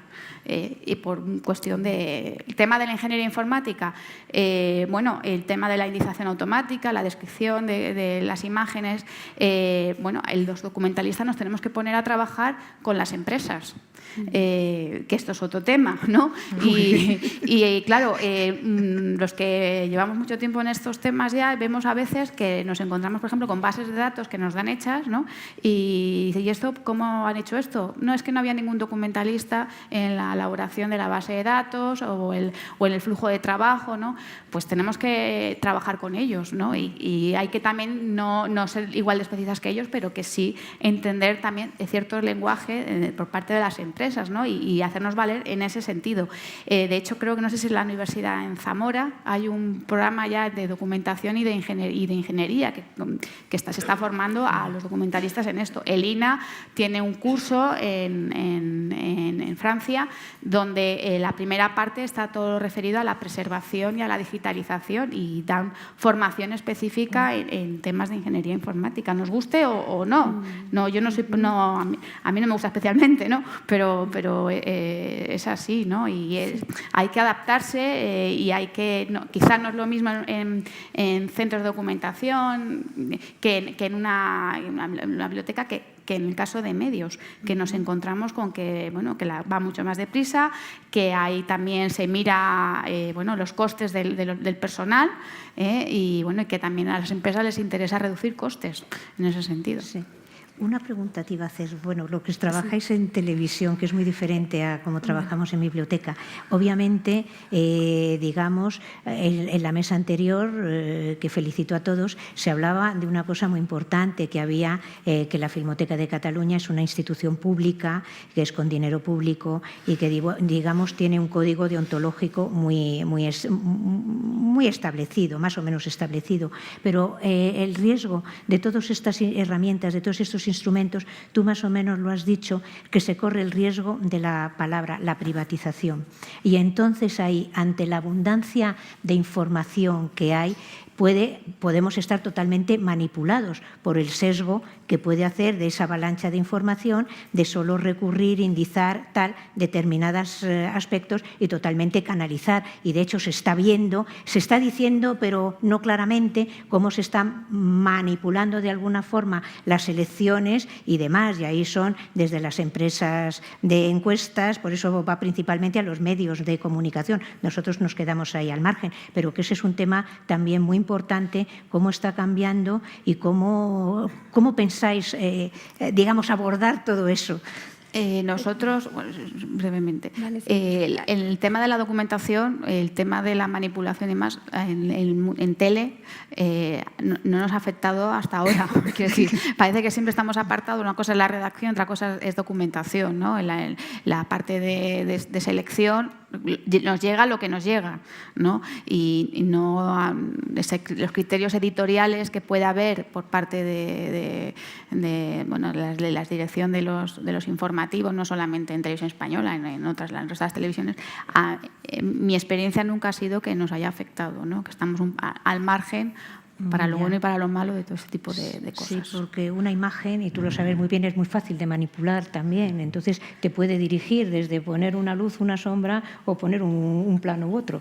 Entonces, ahí te puede dirigir y ese es otro. Y sobre todo, digamos, el aspecto de privatizar una serie de servicios de indización, de la frecuencia que salga determinada palabra de determinado político y de determinadas cosas. Eso también es, vamos, vosotros lo sabéis mejor que yo.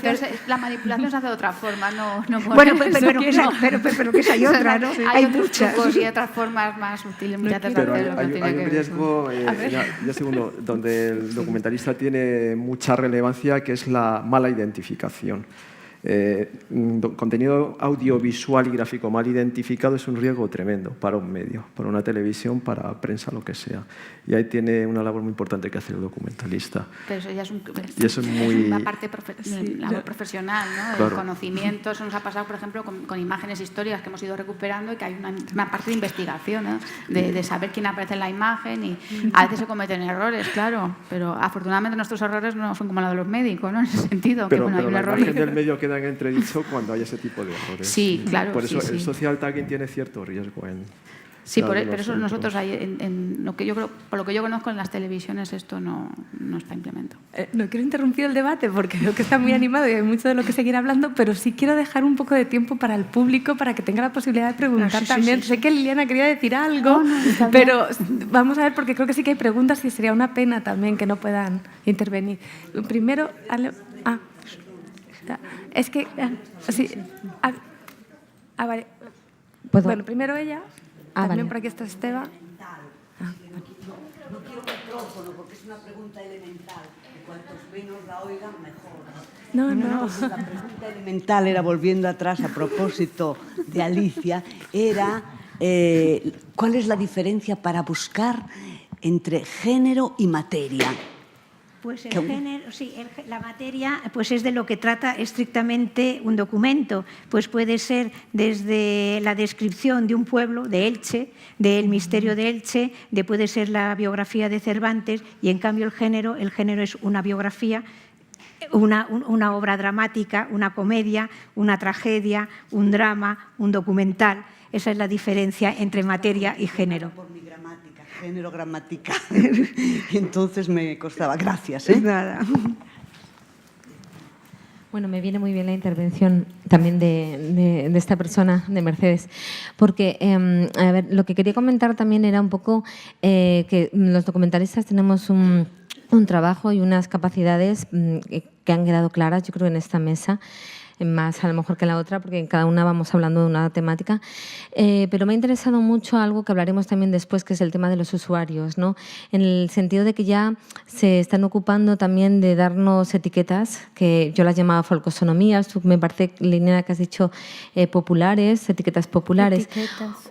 O también Iris, que ha comentado ese periodismo ciudadano, o tú planteabas también una introducción de contenidos como una ciencia ciudadana.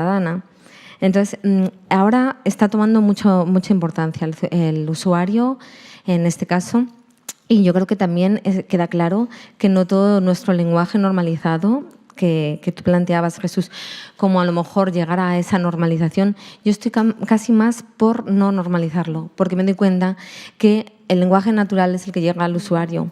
Si Mercedes no veía la diferencia entre género y materia y está aquí en una jornada de documentación, imaginémonos en todos los públicos, ¿no? Como tenemos que describir realmente ateniéndonos a un tesauro, ¿no?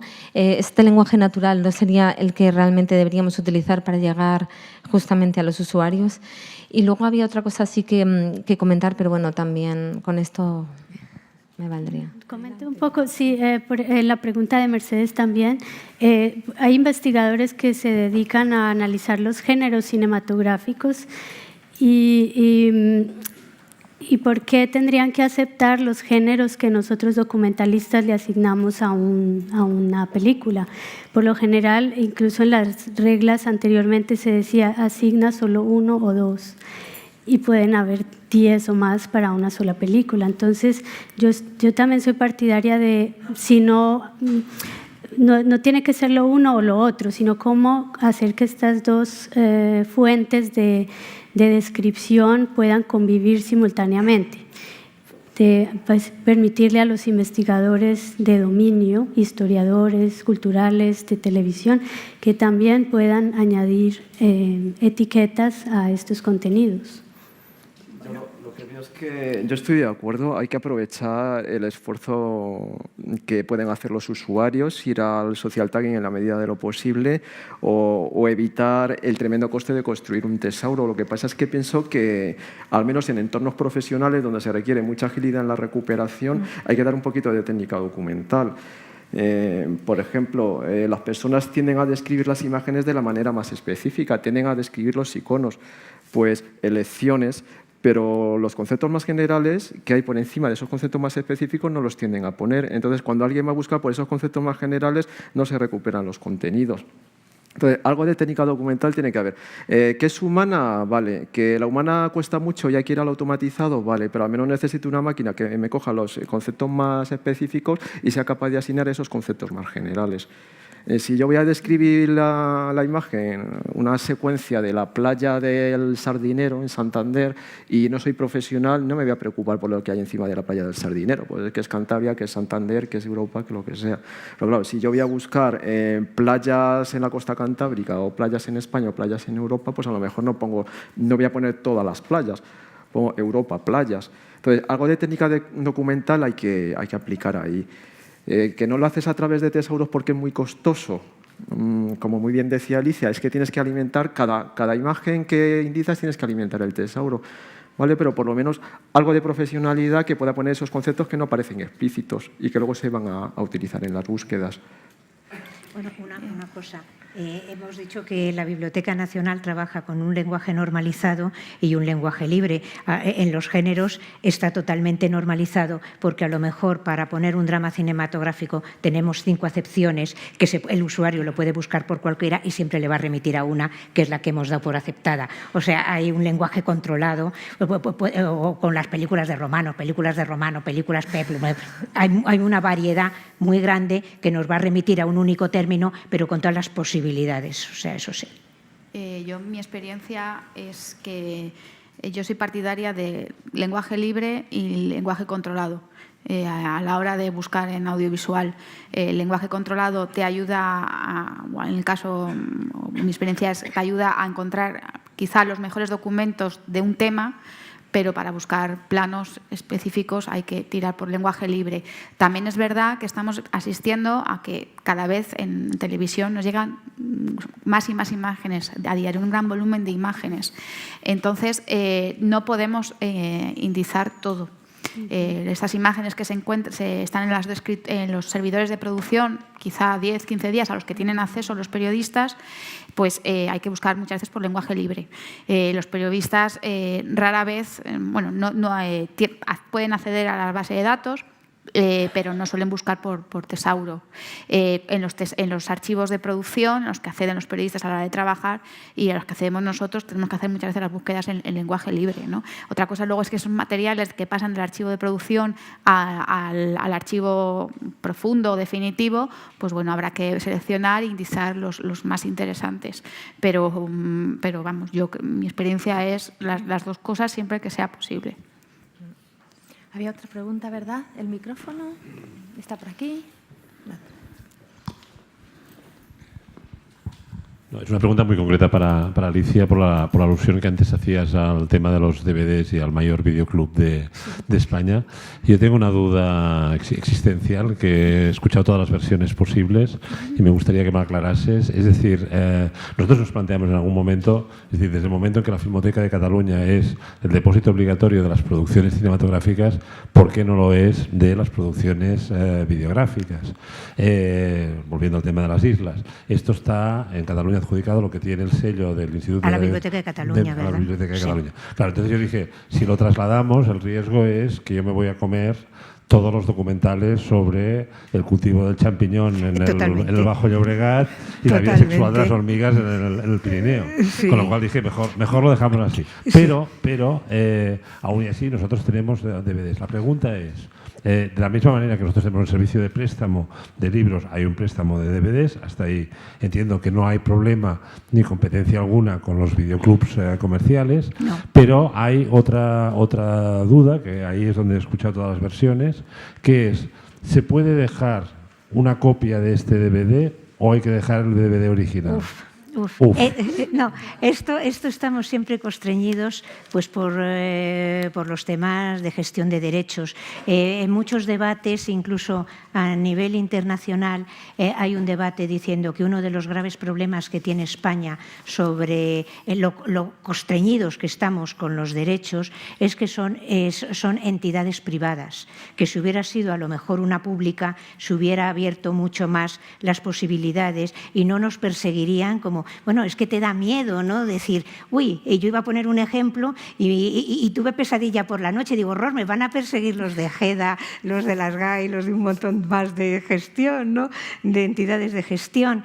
Entonces, eso por un lado. Nosotros, digamos, la ley y la ley de propiedad intelectual, que nos la miramos siempre, bueno, porque, entre otras cosas, no puede haber un escándalo de Biblioteca Nacional de España que no cumple la ley de propiedad intelectual. O sea, bueno, se nos cae el edificio entero que se ha rehabilitado ahora, ¿no? Entonces, bueno, ante esa tesitura, ¿qué hacemos? Tenemos, más o menos lo hemos comentado un poco en el desayuno, tenemos 3 posibilidades. Nosotros, el usuario, nosotros hemos preservado cantidad de documentos que estarían en línea, pero única y exclusivamente se pueden consultar en Biblioteca Nacional. ¿Qué pasa cuando yo he dicho a lo largo de este debate, nos lo piden las universidades americanas? americanas vía préstamo interbibliotecario. Es una técnica muy bibliotecaria. Nosotros lo mandamos una copia, incluso aunque esté en DVD. Mandamos una copia y obligamos, para que no sea, digamos, una venta ilegal de documentos, nos tienen que justificar una cosa, que sea para investigación. O sea, en el momento que es para investigación, la Biblioteca Nacional se cubre las espaldas. Lo que haga la Universidad de Massachusetts es problema de la Universidad de Massachusetts y obligamos que con un tiempo prudencial, vamos a poner cuando es en el extranjero, un mes, nos devuelva esa copia, aunque nosotros tengamos el original en DVD, pero para que se vea que no es un tema de que podemos estar dando copias de determinadas películas a diestro y siniestro. Entonces, es lo que hacemos. Si luego la universidad ha hecho una copia y la han pasado a los cineclubs de Massachusetts, de Texas o de lo que sea, que reclamen en Estados Unidos. Nosotros, mire, nos dijeron que era para una investigación, tenemos los papeles, está firmado, está el acuerdo, son acuerdos internacionales, el préstamo interbibliotecario, y no nos pueden reclamar nada. Entonces nosotros podríamos decir, para que las entidades no nos persiguieran, mire, pues monten un juicio en los Estados Unidos, que no lo van a montar por lo que les cuesta, obviamente, o si no, pues nosotros hemos cumplido, o persigan a la persona que ha supuestamente incumplido. Nosotros tenemos esto y no perseguimos, no nos vamos detrás de los usuarios a perseguirlos. Hemos tenido un problema, una duda que el pobre señor, y lo consultamos con el servicio jurídico de la Biblioteca Nacional, el pobre señor le costaba pedir en la reproducción que era investigación, y era una cosa tan emotiva que era que quería la imagen de su abuelo que aparecía en una película de los años 50 y que el nieto quería tener la imagen del abuelo. Y le decíamos, es una investigación. No, si yo lo que quiero tener es la imagen de mi abuelo. Y no quiere estudiar el árbol genealógico, que no. Y, por Dios, ¿cómo le convencemos que ponga algo de investigación? Porque entonces así, pues digamos, nos cubrimos las espaldas. Pero el matiz está en enviar la copia y no el original, porque claro. yo en la universidad teníamos este problema. Al principio de los DVDs importábamos DVDs de películas experimentales americanas publicadas por la Universidad de Wisconsin, y resulta que entonces, para ser tan estrictamente legalista que no podías hacer la copia, dejabas el original al alumno, que lo hacía servir de posavasos en la siguiente fiesta, y te devolvía el DVD inservible. Con Totalmente, lo cual, si estamos porque trataba de quitar el anticopy y demás, claro. Si estamos hablando de un material de preservación para siempre, como tú decías antes, sí. La lógica es decir, pues voy a prestar con fines no comerciales de investigación una copia que no daña la preservación del original. Efectivamente, nunca el original, porque además por ley de depósito legal a la biblioteca solo entra, de libros entran 3, se va a cambiar ahora, pero de audiovisuales solo entra un ejemplar, y ese ejemplar se tiene que conservar sí o sí. O sea que, y entonces hacemos eso. Sí, tenemos que ir cerrando porque nos quedan 2 minutos. Yo creo que tengo un par de preguntas que habían llegado a través de las redes sociales, pero quizás se puede responder más tarde. ¿Qué piensas, Yolanda? Sí, bueno, por lo menos una de ellas va a responder de nuevo Alicia. Rápidamente, por favor, que estamos acabando. En la Biblioteca Nacional, dicen, en la Biblioteca Nacional se están digitalizando cintas en VHS y beta, pero si alguna de esas cintas ya están digitalizadas por televisiones públicas, ¿se llegan a acuerdos para ahorrar costes y trabajo? Pues no. Y no por un motivo. O sea, vamos, se comprueba. Y de hecho hemos variado mucho el criterio a la hora de seleccionar la digitalización, porque hemos comprobado que no siempre coinciden. Se comercializa, eran documentos baratos, ya lo he dicho, no son muy caros, ¿no? Pero entonces se digitaliza aunque esté en DVD. ¿Por qué? Porque a veces, incluso comprobado, puede haber diferencias de a lo mejor de minutos, y que falte un minuto en una película es muy importante, porque faltan un montón de escenas y de secuencias. Entonces, si coinciden, no la digitalizamos. O sea, si pone 120 minutos en DVD y 120 minutos en el VHS, obviamente no lo digitalizamos, pero en el momento que hay un baile, de minutos si la digitalizamos. Yo creo que... Otra, ¿no? Para ti. Si contestáis muy rápidamente, ¿vale?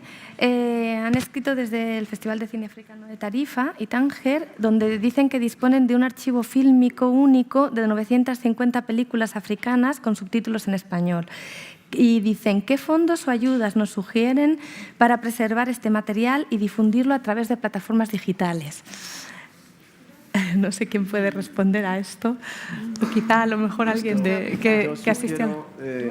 Intentar generar una alianza con alguna universidad o centro de investigación que pueda pedir dinero público, dinero de investigación. Es una forma de rescate de estos fondos.